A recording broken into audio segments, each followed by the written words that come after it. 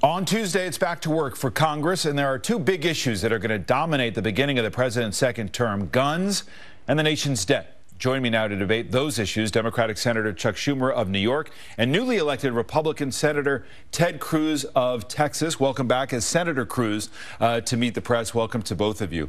I want to start on this gun debate because, as I say, even before the second term is officially underway, this debate is well underway. Here are the highlights of what the president wants to accomplish with comprehensive gun control: universal background checks he'd like to pursue, a ban on high-capacity magazines, an assault weapons ban that, of course, lapsed in 2004, and he'd like stricter laws on gun trafficking. But Senator Schumer, just as I challenged Wayne LaPierre of the NRA on this program very hard when this initially came up, I challenge you as well with the question of, is this really going to make a difference? And Rich Lowry wrote something that caught my attention in the National Review, and I'll put it up on the screen. He writes this: unfortunately, no one can write a law against mothers owning guns that one day might be turned against them by deranged sons who then commit horrific acts of murder-suicide.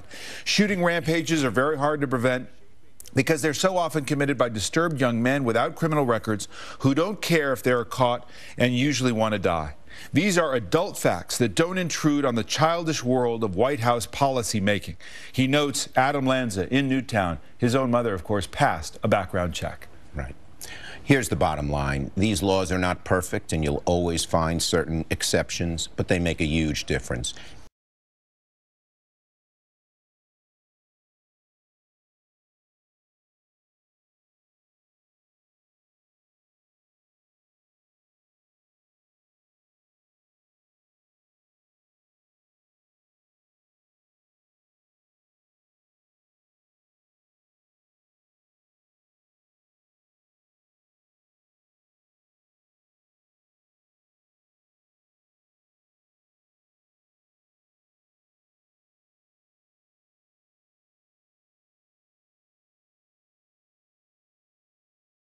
Every major person who has studied the Brady Law, which is the most significant gun safety law we've passed since in the last 20 years, has said it has reduced gun violence dramatically.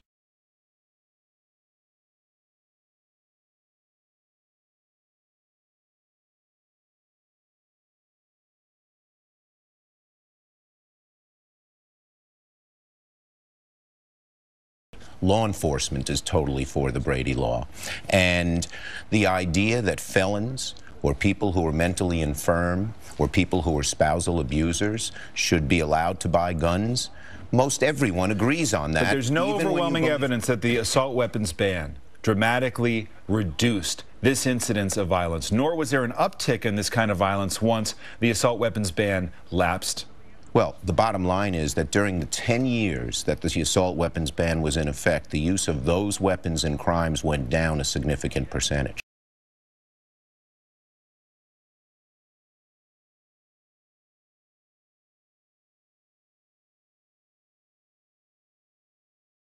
Senator, is there any gun regulation, any restriction of gun rights that you could accept, that you could vote for? Well, sure. I think the fact that we have background checks when people buy firearms and we prevent felons and those with serious mental illnesses from acquiring them, I think those make perfect sense. So a universal background check is something you could support? The current state of the law is those background checks are in place when a licensed firearm dealer sells firearms, and I think there's a lot of room for improvement on the quality. Because 40% of the sales are private citizen to private citizen. That's the loophole we talk about. Well, except that statistic is actually pretty bogus. It's based on a study before the background checks were put into place. And so that study is highly questionable, that 40%. I don't know, Wayne LaPierre never questioned that study when I brought up that point. He had a question about the feasibility and collecting records, but there is still a loophole that a lot of people would like to correct. You know, there actually isn't the so-called gun show loophole. That doesn't exist. Any licensed firearm dealer who sells at a gun show has to have a background check. It's a requirement that applies to every licensed firearm dealer. What it doesn't apply to is personal sales one-on-one, and that's true whether it's at a gun show or not. Senator Schumer, is this the most likely area of agreement, Yes. a universal background check, even more than an assault weapons ban or magazine ban? I'd say this is the sweet spot in terms of actually making us safer and having a good chance of passing, this is it.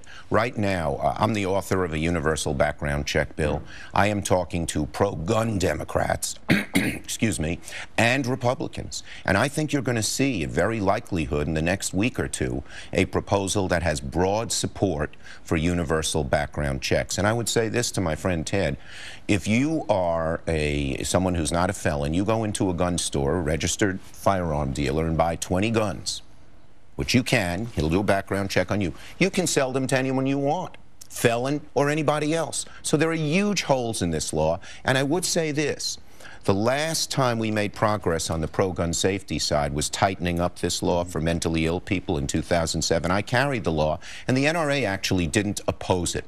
So I think this is the best chance of getting something done, and I think you're going to find much broader support than we ever imagined.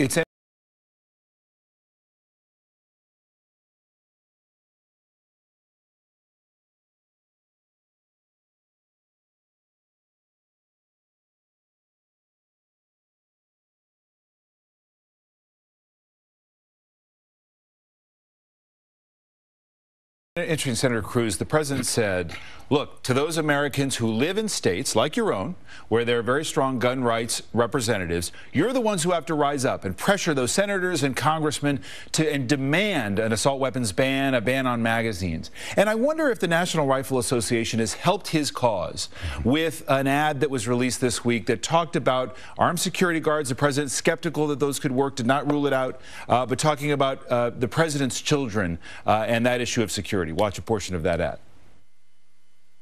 Are the president's kids more important than yours? Then why is he skeptical about putting armed security in our schools when his kids are protected by armed guards at their school? Over the line? Look, I'm going to let people decide to run what ads they want. I do think there is a fundamental point here, and there is a point of hypocrisy when it comes to gun control. That many of the proponents of gun control are very wealthy, live in communities where they can outsource police protection.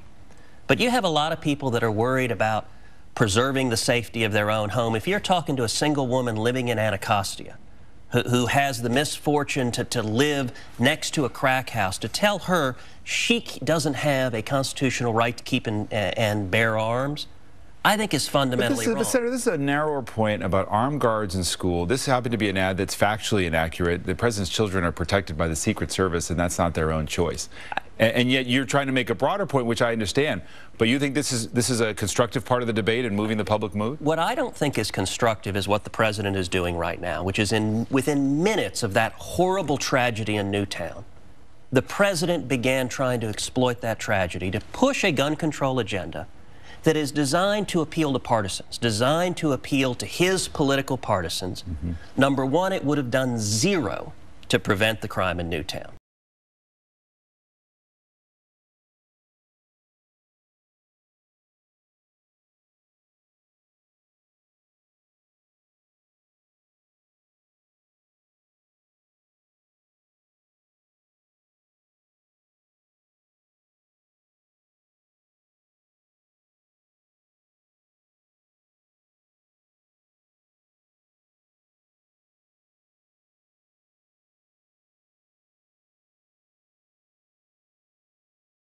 Number two, many of the provisions are contrary to the constitutional protection of the Second Amendment.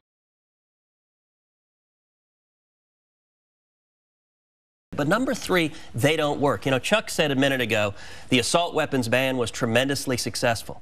The assault weapons ban was one of the least successful bills that has ever been put in place. And in fact, when the ban expired, there were roughly 700 murders using all rifles. Today, there are roughly 300. There's less than half. This is not designed to actually solve the problem of violent crime. This is designed to assuage liberal partisans who want to push. And Senator Schumer,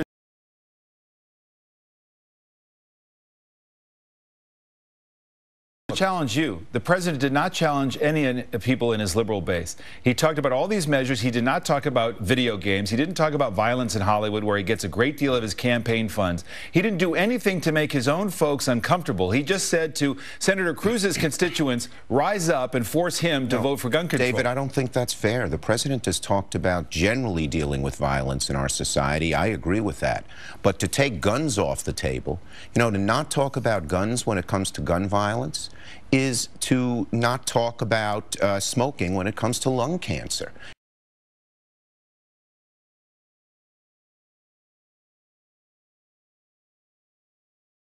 It just doesn't make any sense. It's part of the problem, and we have to deal with it. Now, I agree with Ted.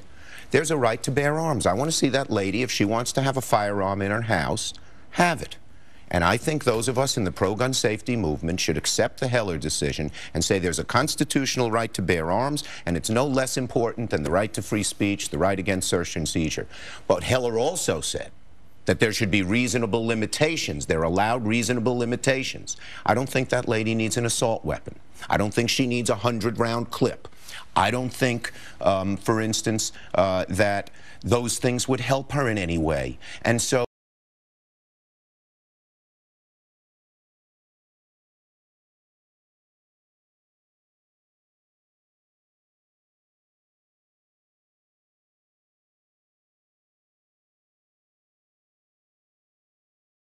to say she has a right to bear arms, yes. To say, just like on the First Amendment, we say you can't scream fire in a crowded theater falsely. We have anti-pornography laws. We have anti-libel laws. There are reasonable limitations. And some in the pro-gun movement, and the NRA in many instances, doesn't believe in any limitation at all. That is not unconstitutional. That just is dumb. Let me move on to